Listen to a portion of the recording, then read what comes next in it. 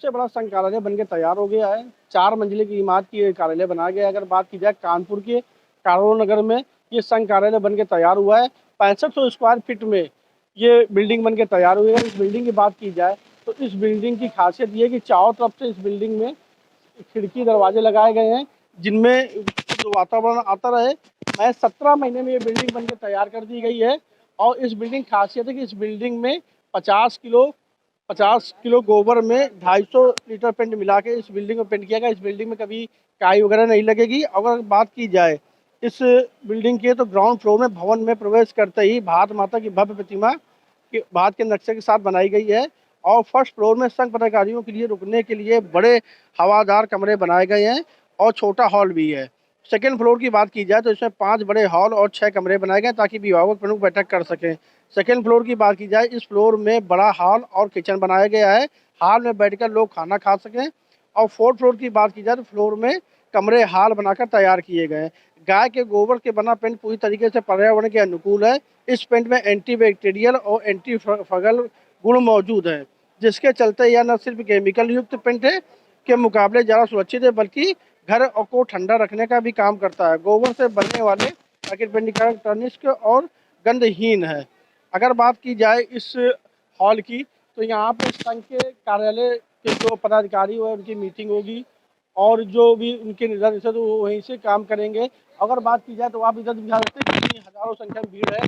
आज संघ प्रमुख मोहन भागवत जी आज से इस संघ के कार्यालय का उद्घाटन करने आए थे, जो कि कर चुके हैं और उनका प्रवचन खत्म भी हो चुका है। कितनी हजारों संख्या में भीड़ मौजूद है।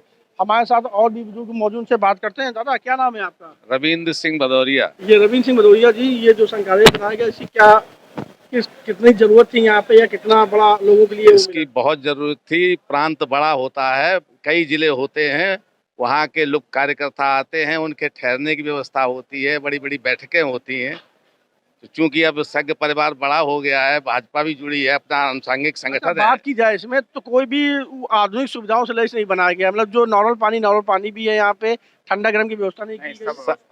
सारी व्यवस्थाएं हैं जो आवश्यकता है, संघ के अनुरूप ही बनाया गया है।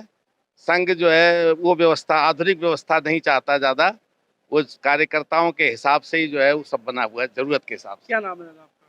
ओम प्रकाश सिंह भदौरिया। ये संघ कार्यालय बनाया गया है, जिस उत्तर प्रदेश में सबसे बड़ा कार्यालय बनाया गया, क्या कहना चाहेंगे आप?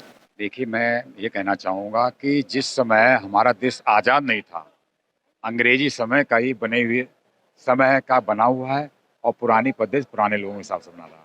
अब नए लोगों के इतने 75 साल बाद आवश्यकता हुई किस तरह रहना चाहिए और किस तरह कार्यक्रम उस हिसाब से बनाया गया है। इसमें कम से कम 1000-2000 आदमी आ सकते हैं और पूरी रहने की, सभा की और हर तरह का कार्यक्रम करने की व्यवस्था है।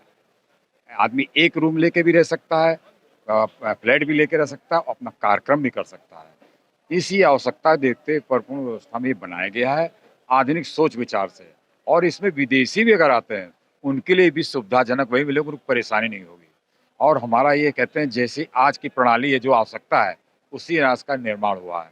इसके बनाने में हम लोग वही सनातन धर्म की पद्धति जैसे शुरू में इसी में सब उपयोगी की गई है और इसको कि आगे भी लोग भविष्य में जो हमसे बाद की भी पीढ़ियां आए वो सकुशल से रह सके और अपना कार्यक्रम कर सके।